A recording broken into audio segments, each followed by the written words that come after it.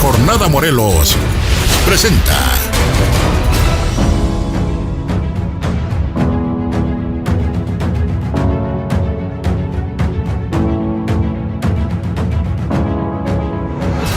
los personajes como son, las dos caras de la moneda, con Galia Tonela. Muy buenas noches, bienvenidos hoy a las dos caras de la moneda. Hoy me complace no nada más averiguar el otro lado de la moneda en el arte, en la pasión, en la pintura. Hoy tengo a una persona que es el Derrida de la pintura, la desconstrucción de la pintura para hacernos vibrar, para enseñarnos que se ve más allá de los ojos, que se ve más allá del tacto, que se ve más allá del sentir. Un hombre que ha tenido pasión, que ha tenido el bien decir a través de los colores, de darnos esas emociones que solo un genio puede darnos. Leer todas sus exposiciones y sus premios está de más, porque con solo decir su nombre, ustedes mismos saben quién representa. El maestro Chotel Polo.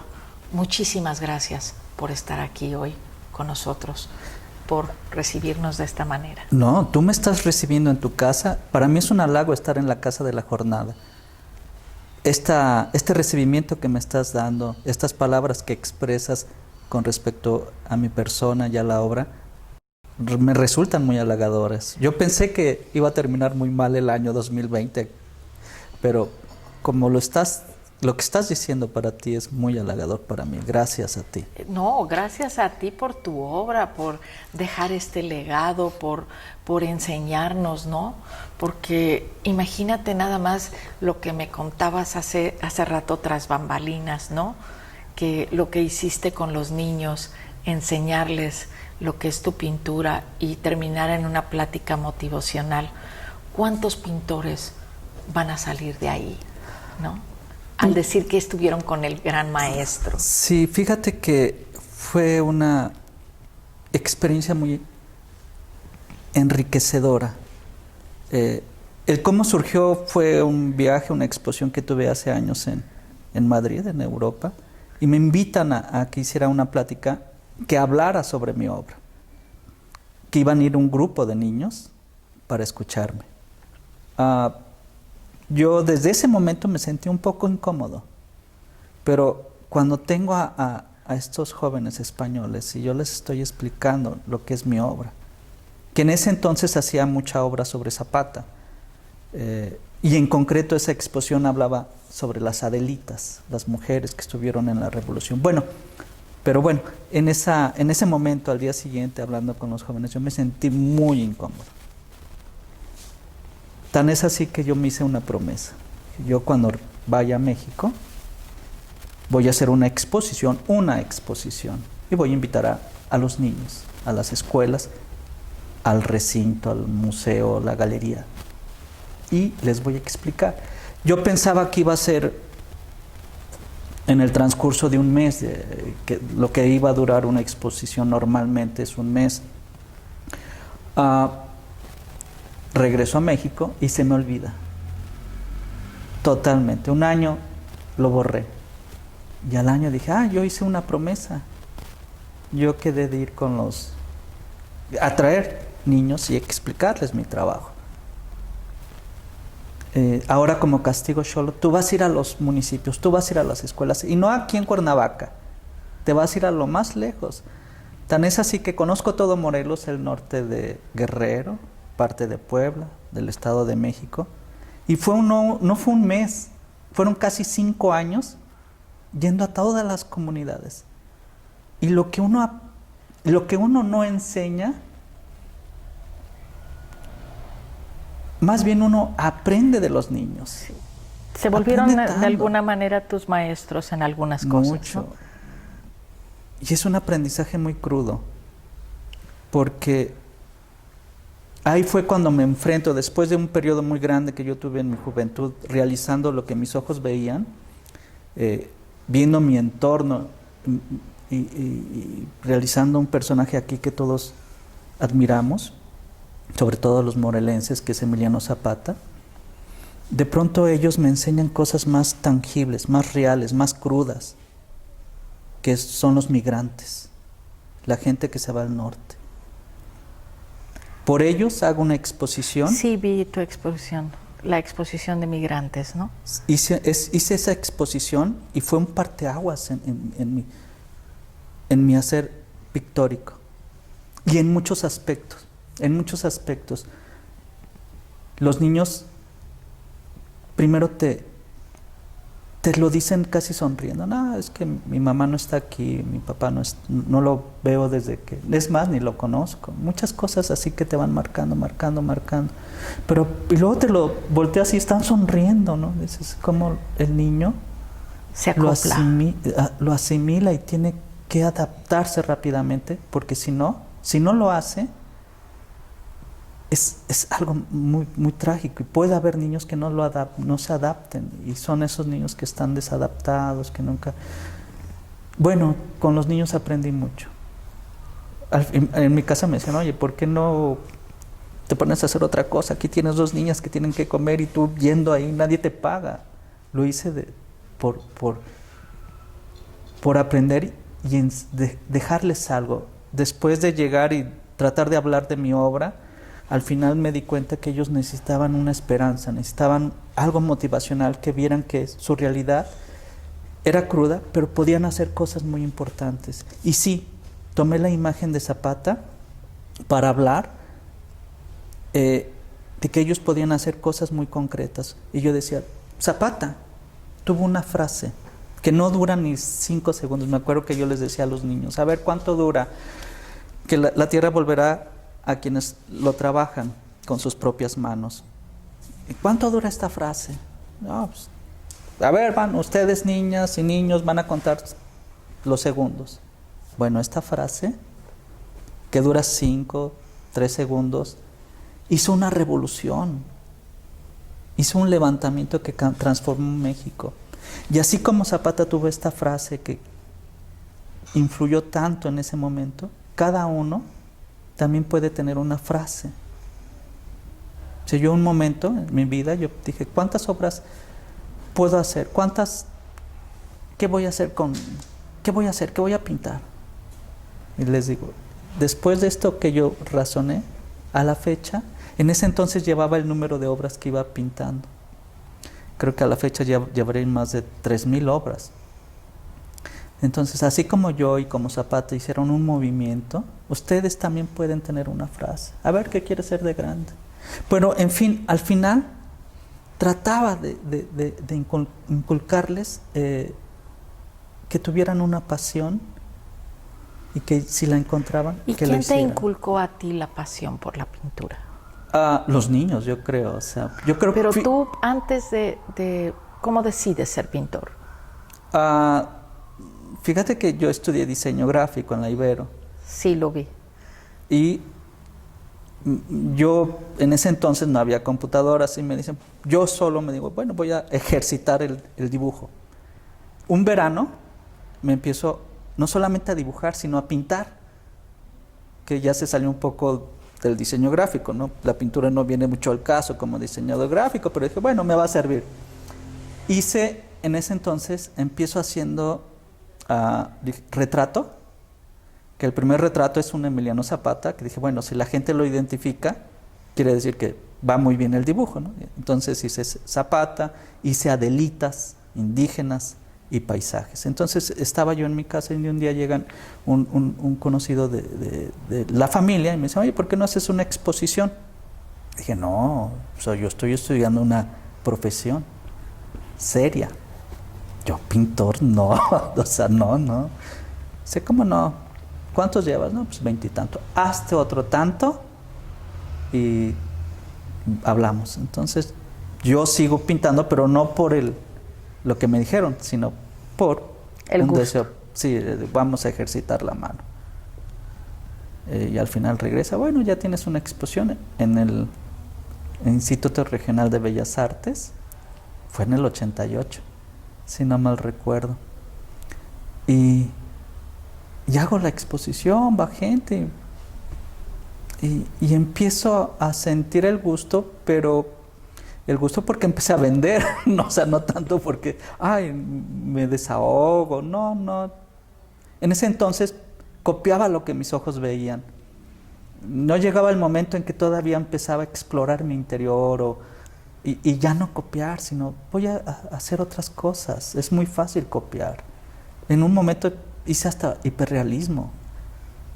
Yo creo que es un proceso natural, pero dices, no, o sea, hay cámaras, hay gente, hay más pintores haciendo eso y muy buenos, o sea, llega un momento en que te quieres explorar cosas más importantes.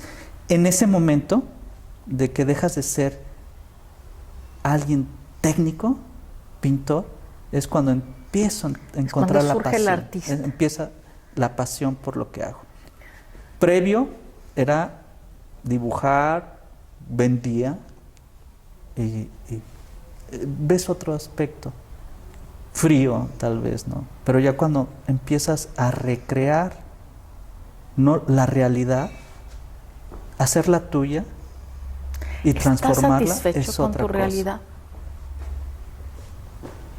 Empiezas a recrear una realidad, hacerla tuya y transformarla, porque aún tus ojos te engañan lo que ves. Uh-huh. Bueno, todos tus sentidos de percepción te engañan. Entonces dices, bueno, el tercer ojo sería el razonamiento, ¿no? Sí. La capacidad de armonizar esas cosas.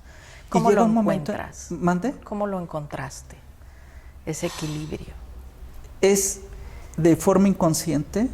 Recuerdo que yo, cuando voy a los municipios con los niños, yo regresaba y sí llegaba muy dolido porque encontrabas niños huérfanos de padre y de madre porque se habían ido al norte, habían ido a Estados Unidos y era algo muy constante, casi siempre en todos los lugares que fui.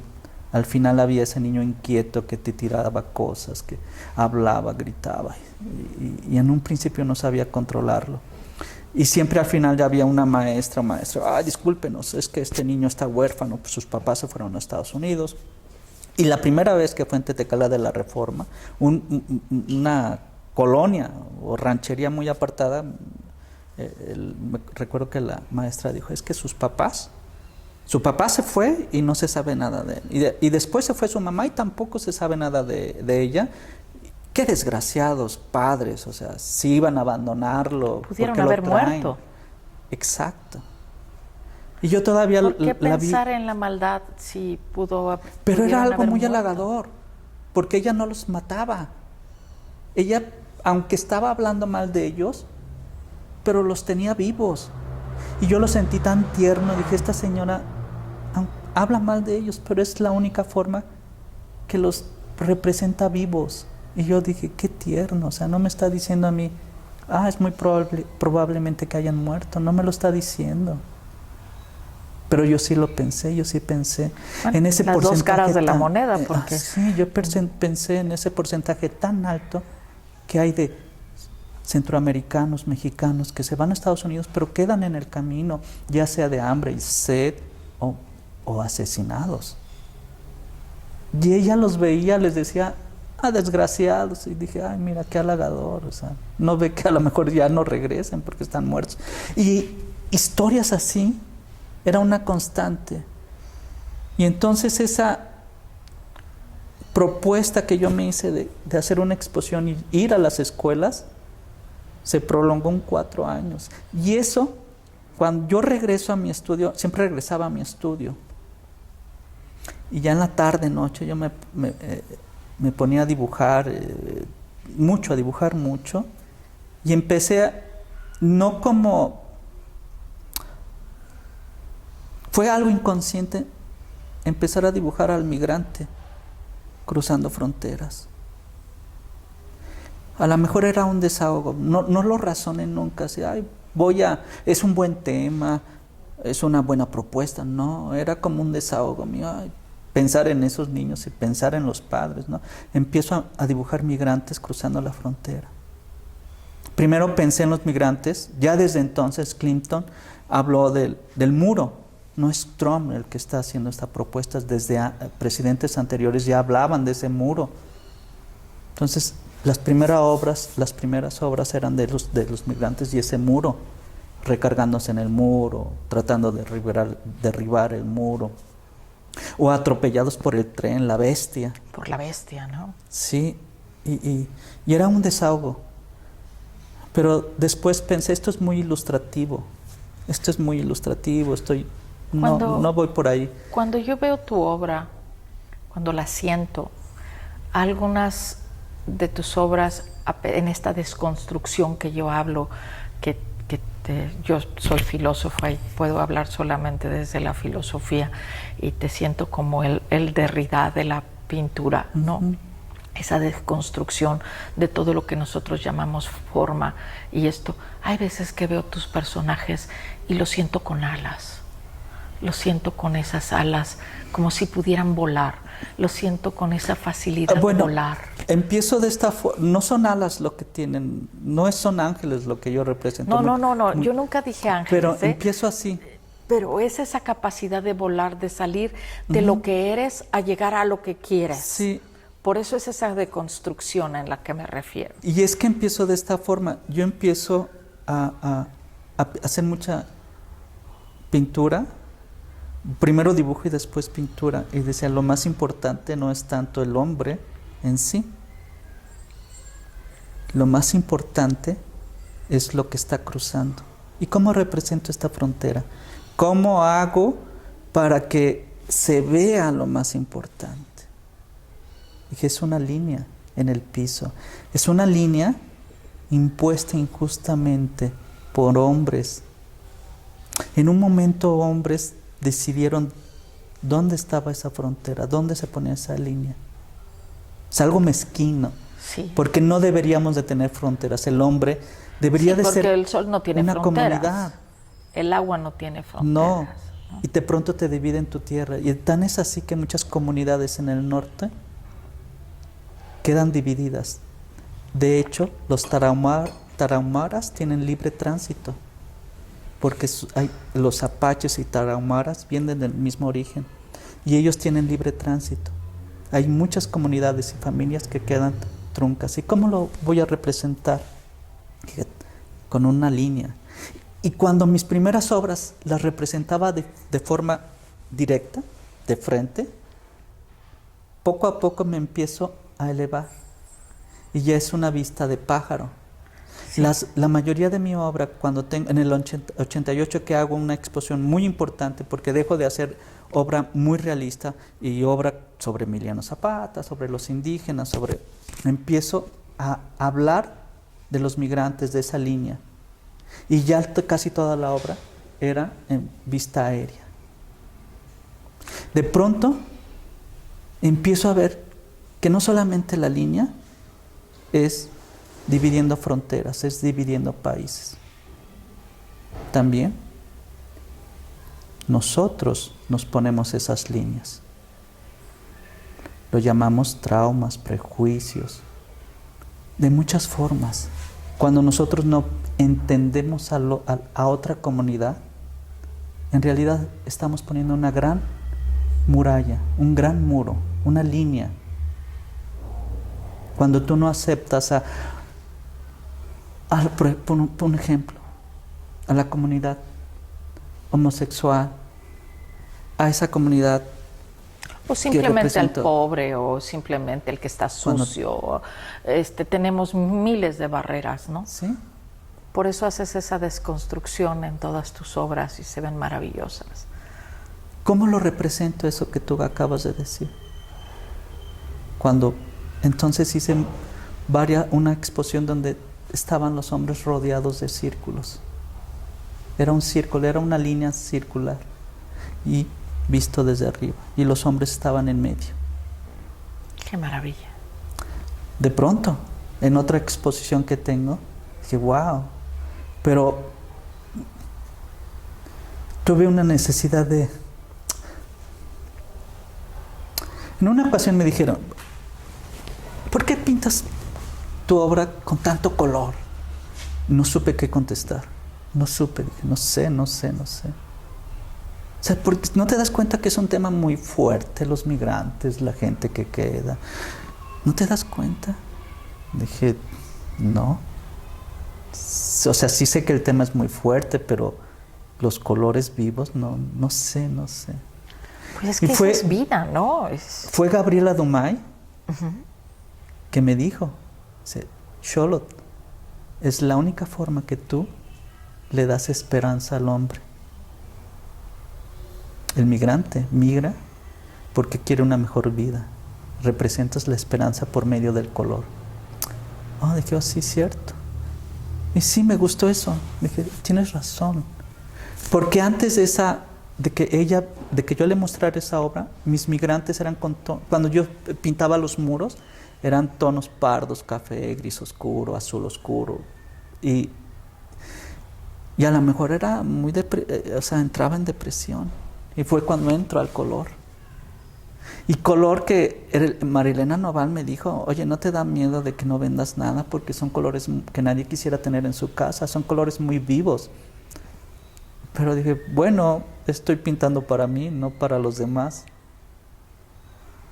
Entonces, me acuerdo que la primera, ¿cómo surge todo? Algo muy crudo, te lo voy a decir. Voy a Oxxo y veo un Gatorade y veo la tapa naranja. Dije, wow, qué bonito, qué hermoso color, o sea, qué naranja tan hermoso.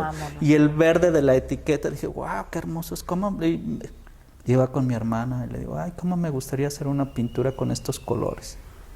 Dije, pues hazlo. Dije, sí, cierto. ¿Por qué no me atrevo? Entonces llegué, coloco una tela y la pinto. O sea, me costó mucho trabajo igualar ese naranja. Y luego puse el verde Gatorade, el naranja Gatorade, y puse mis personajes enfrente. Y fue la exposición que tuve en el 88 en el Jardín Borda, y que fue el parteaguas. Y surge algo muy cool. Ahí aprendí otra cosa importantísima. A ver, alguien que se quiere dedicar a la pintura, tú joven que te quieres dedicar a la pintura. Antes de eso, yo pintaba para halagar el ojo del extraño, de las otras personas. Yo pintaba para halagarlos.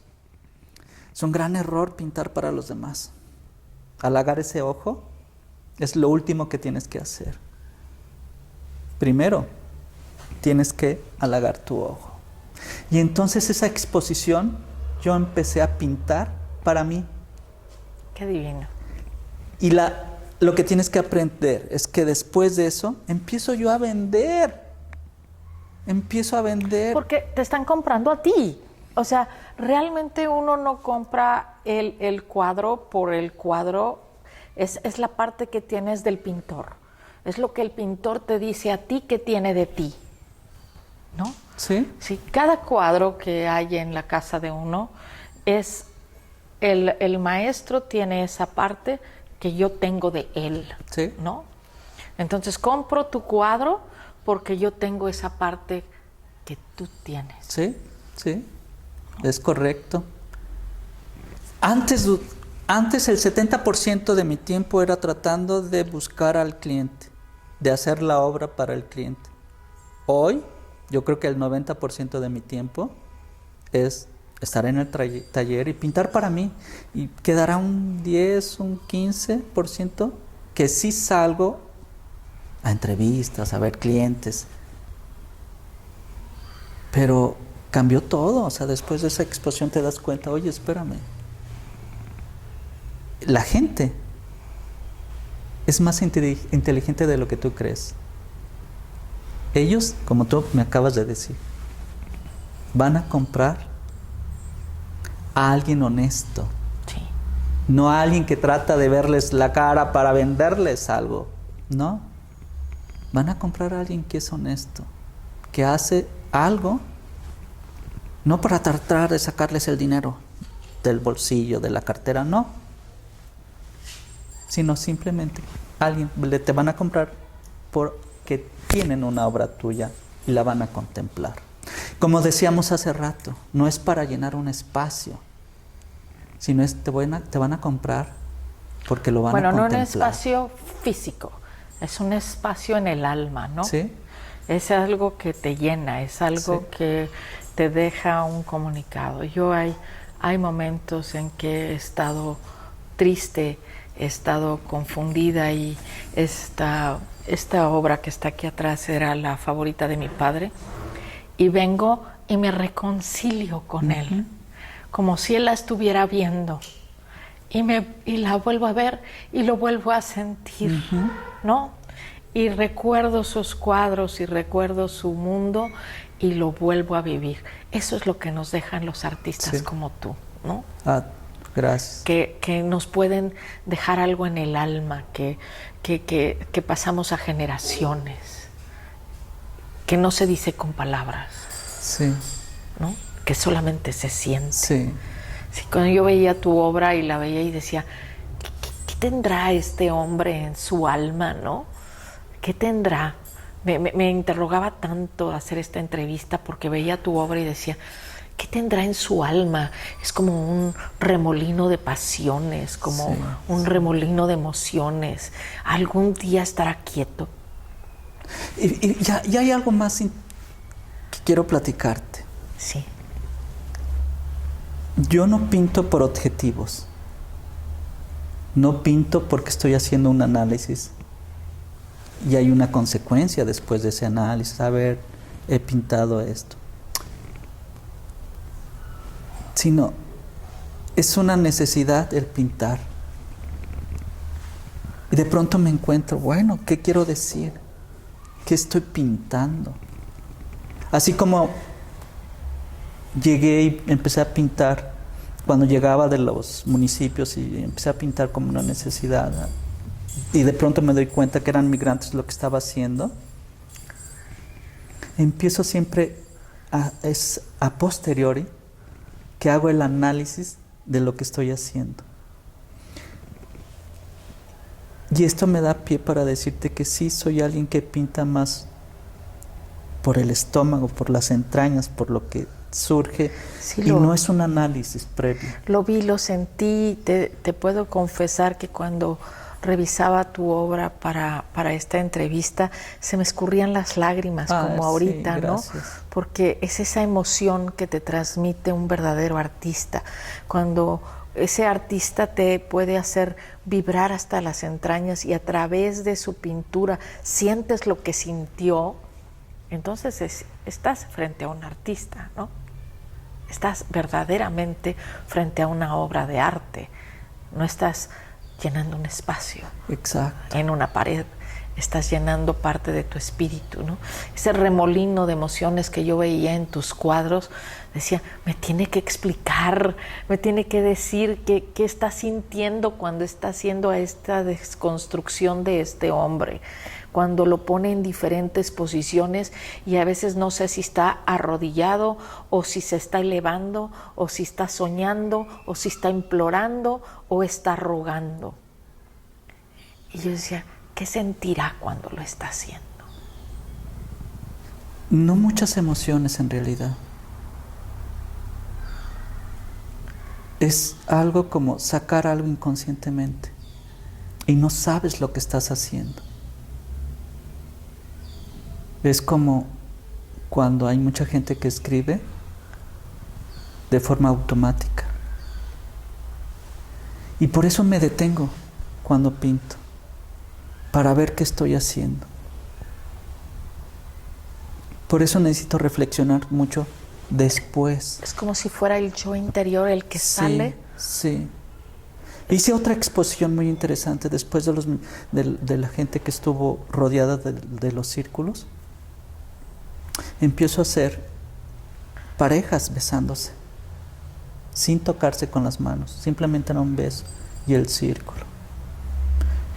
Y ahí de pronto dije, bueno, sí, quería meter a otro, eran hombres solos en un principio, ¿por qué meto a una pareja y besándose?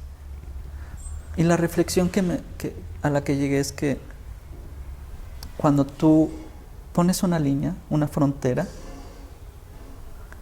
es muy hermoso cuando aceptas a alguien que cruce tu frontera.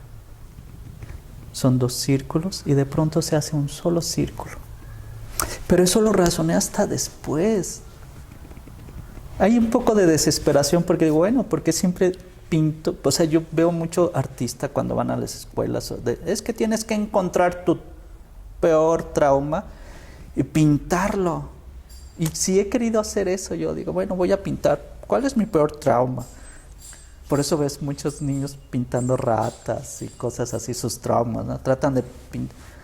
Y me ha costado trabajo, digo, no puedo. Yo sí soy mucho de dibujar inconscientemente, distraído. Como cuando hablas por teléfono. O cuando manejas en automático. Es parte de ti. Eso es lo que en filosofía le llamamos la inteligencia superior, ¿no?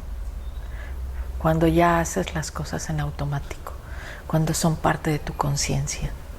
Pero sí necesitas después materializarlo de alguna forma. ¿Qué estoy haciendo? Es una necesidad de no dejarlo todo a la deriva. ¿Y encuentras Sí. la respuesta? A veces no. Y a veces nada más me quedo con 2, 3 obras y las veo y digo, bueno, quién sabe por dónde iba. Pero a veces sí son muy concretas. A veces sí las veo luego, estoy hablando de esto, oye, pues, voy a culminar. ¿Qué te falta como artista? Ay, mucho. ¿Qué es eso? Tengo mucho porque tengo, mira, soy yo, qué pena. Tengo un problema de que necesito de mucha reflexión y en ese momento de la reflexión dejo de pintar, dejo de trabajar o hago 1 o 2 dibujos y son periodos muy largos, y a lo mejor lo que me faltaría sería, oye, independientemente de lo que estés haciendo, tienes que estar pintando diario, dibujando diario, pero entonces ya no sería un placer, ya no sería algo que buscara, ya no sería algo que me motivara. Sí, de pronto por muchas causas dejo de trabajar, de pintar. Llego periodos de 3, 6 meses, de que no pinto. Hago dibujos cortos, bocetos, mucho de dibujo, pero obra grande no. Entonces, a lo mejor sí me faltaría eso. ¿Una obra grande? No, de ser más constante. Pero no me gustaría porque también estaría forzando las cosas. Pero ya no serías la deconstrucción de la pintura. Exacto. Sería la antítesis de ti mismo en cierta forma. Sí. Y no sería un placer ya. Entonces ya no lo estarías haciendo. Es que tengo, por ejemplo, me han tocado, con suerte 2020 pasó lo que pasó, pero tienes una exposición otra vez en Europa y no lo pude realizar. Aparte me operaron 2 veces y infinidad de cosas. Pero fue como un buen pretexto para no pintar. Como que a veces sí necesito dejarlo. También es necesario el descanso, ¿no? Esta pandemia nos dejó también eso, ¿no? Que a veces llevamos la vida demasiado a prisa y demasiado rápido y no tiene situación de ser, ¿no? Las cosas llevan un ritmo. Yo pienso que muy poca gente conoce el significado de la palabra paciencia. La paciencia viene de paciente porque cuando un enfermo se le llama paciente es aquel que sigue un procedimiento. Entonces la paciencia viene del respeto del proceso y de los tiempos. La gente que piensa que la paciencia tiene que ver con sentarse a esperar. La paciencia es el respeto del tiempo y de los procesos. Entonces, todos tenemos un proceso interno, ¿no? Un proceso que tenemos que respetar. Tú no puedes tomar un frijol y decirle, crece porque tengo hambre, me urge que crezcas. Y le hables bonito, y frijolito divino, o le grites o lo insultes, no va a cambiar su proceso. Tiene un proceso. Entonces, hay veces que nosotros no respetamos esos procesos del espíritu, ¿no? Entonces, tú los estás respetando, ¿no? Ahorita la vida nos dio una oportunidad para entender nuestros procesos, para entender esa forma que estamos caminando, esa forma que estamos haciendo, ¿no? Creo que sí. Me gusta mucho dibujar. Es lo que me tiene unido al arte, sí, constantemente, a la creación. Arte se me hace un poco pretencioso de mi parte decirlo, pero a la creación sí. El dibujo es muy interesante. De hecho, me siento más dibujante que pintor. Y como tú dices... Aunque yo te veo como un genio. Eres muy amable. Y no me gusta concluir los dibujos. Yo veo que, por ejemplo, mucho dibujante, muy bueno, excelente, y digo, híjole, los acaban tan bien, pero no quiero, nunca he querido yo acabar algo tan bien. Nunca. Sí, en un principio, sí. Pues es que realmente lo hice. Nadie somos un producto terminado. Nos construimos todos los días, ¿no? Por eso ese es el genio de la desconstrucción. Y también es como una evolución. Sería trágico que fuéramos la misma persona haciendo lo mismo. Cuando vivir nos da la oportunidad de conocernos, pero no haciendo lo mismo. Conocernos es siempre tratar de descubrir y de aventurarnos a hacer cosas nuevas. Si no te aventuras, si no te atreves, no avanzas, no creces, no evolucionas, te quedas ahí. Y ahí sí sería un envejecimiento prematuro, cuando no avanzas y estás haciendo lo mismo. Y ahí sería recordar la frase divina de Marco Aurelio, ¿no? Que decía, no tengas miedo a morir, sino ten miedo a no aprender a vivir, ¿no? El maestro, el pintor, el hombre, ¿ha aprendido a vivir? No. Y en parte que bueno. ¿Qué te falta? Bueno. Si yo dijera que ya aprendí a vivir sería... aburrido. Sí, no. Yo siempre he pensado que de esta vida hay que hacerla toda una aventura. Y los errores, qué bueno que uno los comete. Y qué bueno que uno sabe que son errores y que puedes mejorar.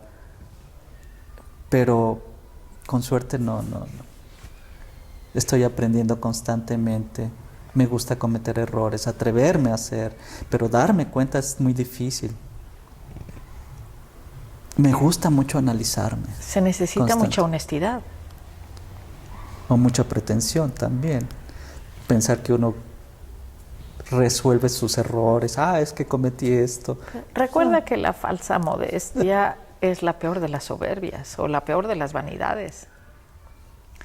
Uno tiene que aprender, no esa frase trillada a conocerse uno mismo, pero sí no logra uno conocerse nunca, bien, porque nunca, te transformas todo el tiempo, no logras. Pero sí saber por dónde vas, saber qué te gusta, y ir dándote esa pequeña satisfacción permanente. Claro. ¿No? Sí, es muy difícil uno. Y qué bueno, ¿no? Que sucede lo siguiente. Uno cree que, cometí este error y voy a actuar de esta forma. En consecuencia, para mejorarme, voy a actuar de esta forma. Pero en realidad esto tampoco puede ser cierto. Porque a lo mejor tu razonamiento es tan malo que no llegas a eso. Pero es tu mundo. ¿No? Sí, y se vuelve claro. cierto porque es tu mundo. No, lo bonito es cuando llega alguien, estás cometiendo este error, y tú dices, caray, no me había dado cuenta. Y además tampoco es importante, ¿no? La vida se va construyendo poco a poco, se va saliendo, se va motivando, y entonces es cuando nosotros hacemos una explosión. Y hay veces, como diría el maestro León Felipe, ¿quién viviría 1000 años todos llevados sin protesta? Imposible. Sí, fíjate que otra de las cosas que me gusta mucho, aparte de pintar, me gusta mucho atreverme a conocer gente y lugares. Viajo mucho yo también. Y llegar y ponerme a dibujar, pero no la arquitectura, que es muy interesante, y admiro mucho a los que llegan y como Humboldt, ¿no? Que llegaba y dibujaba lo que Sí. veía, ¿no? Sí, es muy interesante. Pero a mí me gusta llegar y dibujar a los hombres, a la gente. Toda mi obra siempre es alrededor del hombre, de la mujer. La figura humana es una obsesión, la figura humana.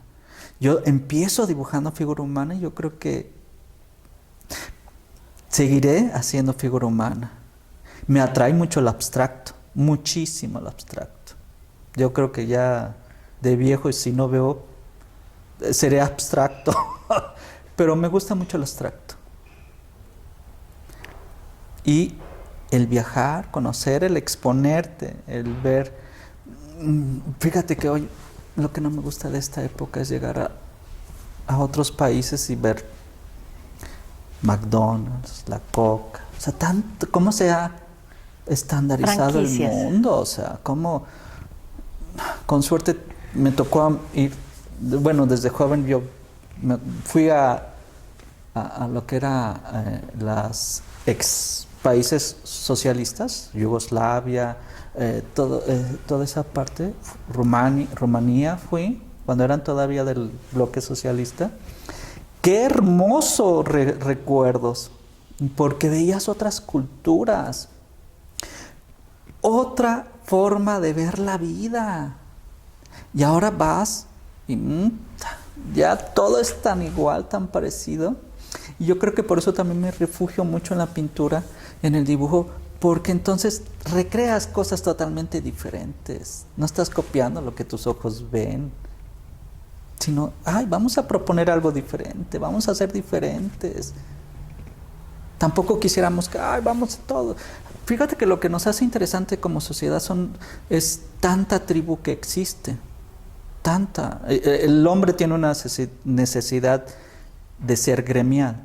O sea, solamente los anacoretas podrán vivir solos. Fíjate que apenas ya estoy brincando mucho de tema, apenas estaba reflexionando, qué hermosa fue la pandemia, porque me da la oportunidad de no salir tanto, de estar yo encerrado, porque me gusta también Estoy estar también mucho, de acuerdo contigo. que me da la oportunidad de no estar fuera. Y cuando viajo siempre viajo solo, no me gusta ir acompañado, tours menos. No, solo, dibujar y pensar y pensar y pensar. Aunque dicen que eso de vivir solo no es recomendable, pero bueno. Bueno, para mí la soledad es el único lugar donde te escuchas. A el que no le gusta estar solo es que tiene muy mala compañía. Sí, creo que sí. Entonces, tú tienes buena compañía, por eso te gusta estar solo. A mí también, Mira, ¿no? yo disfruto mucho. Yo también disfruto. Sí. Yo disfruto mi soledad entrañablemente. Leer un libro. Ay, por Dios. Y sin interrupciones. Qué maravilla, ¿no? Sí, lástima cuando te da hambre. Y empiezas a comer cualquier cochinada, ¿no? Pero estar dibujando, leyendo o viendo. Con suerte hoy tenemos de YouTube y ves gente que viaja, museos. O sea, sí, te puedes hacer muy interesante tus viajes allí en tu casa. Sí. Pero el mejor viaje que yo tengo es dibujando, pintando. ¿Cuál es el sueño más grande que has Fíjate que tenido? yo te voy a decir que mis mejores sueños han sido despiertos. Y han sido pocos. No sé, entro en un estado como de éxtasis, pintando, y veo los colores muy vivos, escucho muy fuerte, pero pintando, pero son estados como de 1 hora, que yo me siento como si estuviera drogado. En una éxtasis total. Total. Pero no lo logro hacerlo algo. Me han pasado en la vida como 3 veces. Bueno, realmente es que nosotros tenemos la capacidad de generar las drogas. Endorfinas. Sí, las drogas que pueden generar mucho más que una cocaína, mucho más que una marihuana o mucho más que una heroína en un estado de concentración o meditación, ¿no? Entonces quiere decir que lo has logrado 3 veces, estar en ese estado consciente, maravilloso, que envidia. Todos los filósofos queremos llegar a ese punto de éxtasis, ¿no? Sí, y me lo he propuesto en otras ocasiones. Me pongo la música, los audífonos y a ver, vamos a lograr. Y no lo logro. No, han sido pocos. Y también, hablando de sueños, he soñado que me despierta música. Música sinfónica. Y me despierto y digo, silencio, silencio. O sea, sueños muy lúdicos, muy intensos con la música. Bueno, déjame decirte que yo estudié 1 año y medio música. Llevaba como instrumento piano y mis manos son muy cortas y entonces me dijeron, ¿sabes qué? Dedícate a otra cosa. Entonces estudié diseño gráfico. En el amor, sí, claro. ¿Cómo te va? Muy bien. Muy bien. Sí. ¿Estás pleno? Sí. Pero hay dos, el amor filial, el amor incondicional hacia tus hijos es ¿Tienes hijos? Es lo más hermoso que puedes tener. Sí, tengo 2 hijas. Fíjate que cuando mis hijas, la primera y la segunda, cuando van a nacer, yo me pongo a arreglar la casa. Esos 9 meses que tuvo mi mujer en el parto, yo empiezo a pintar la casa, arreglarla, decorarla, hacer muchas cosas. Hasta que me decían, yo estaba con el maestro Catania en su taller en ese entonces, y me decían los del grupo, ay, al final, ¿por qué no? Vamos a tomar algo, y yo decía, no, gracias, no. Y insistían, no, gracias. Pues, ¿por qué? Es que mira, llego a mi casa y la estoy arreglando. Hasta que una amiga me dice, es que tienes el síndrome del nido. Estás arreglando tu casa, ahora que va a venir tu hija. Y me pasó algo horrible. Nace mi hija. La primera noche la veo tomando su lechita del seno. Híjole, y yo sentí envidia. Yo conozco la envidia en todo el cuerpo, no vieras, o sea, sentí el cuerpo, una sensación tan desagradable de envidia. Dije, wow, o sea, yo nunca voy a tener ningún parto, no puedo dar a luz y no puedo sentir esa sensación de amamantar a alguien. Y sentí horrible todo el cuerpo. Dices, wow, el ser hombre es horrible. Y ahí te das cuenta del amor a tus hijos. Yo decía mucho a mis hijos y ahora es un amor increíble. O sea que das todo por ellos, das la vida por tus hijos. Podrás tener amor a una pareja, a una mujer, pero no se compara. Estoy a tus totalmente hijos. de acuerdo contigo. Es una maravilla. Ha sido un gusto conversar contigo. Espero que nos des la oportunidad de hacer otro programa. Falta mucho por platicar, mucho por decir. Tengo muchas anécdotas. Sí, ojalá nos invites a un encuentro con niños. Tú sabes que la jornada estamos mucho en pro de los niños.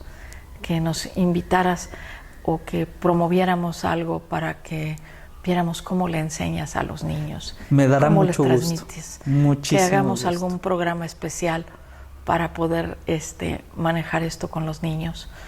La jornada en los viernes, te digo, no hay nota roja, se cuida mucho, es el Día de los Niños. La jornada estamos creyendo que enseña bien a un niño, jamás castigarás a un adulto. Te invitamos a ser parte de este mundo que estamos tratando de formar y que si nos permites hacer en una escuela que los niños conozcan quién eres, cómo les transmites el arte y que me permitas con todo el respeto del mundo hacerte un cuento a través de la pintura, ¿verdad? Gracias. Que podamos mostrarle a los niños qué es el arte, qué eres tú y qué es la desconstrucción para hacer una nueva construcción en la pintura. Eres Muchas muy gracias. generosa, gracias. Gracias a todos. Muchas gracias y nos vemos muy pronto aquí. Gracias a Los Ángeles que nos ven, a nuestros paisanos en Channel One de Los Ángeles, en nuestra casa La Jornada Morelos. Muchas gracias. Nos vemos pronto con otra vida extraordinaria como la del maestro. Gracias. La Jornada Morelos presentó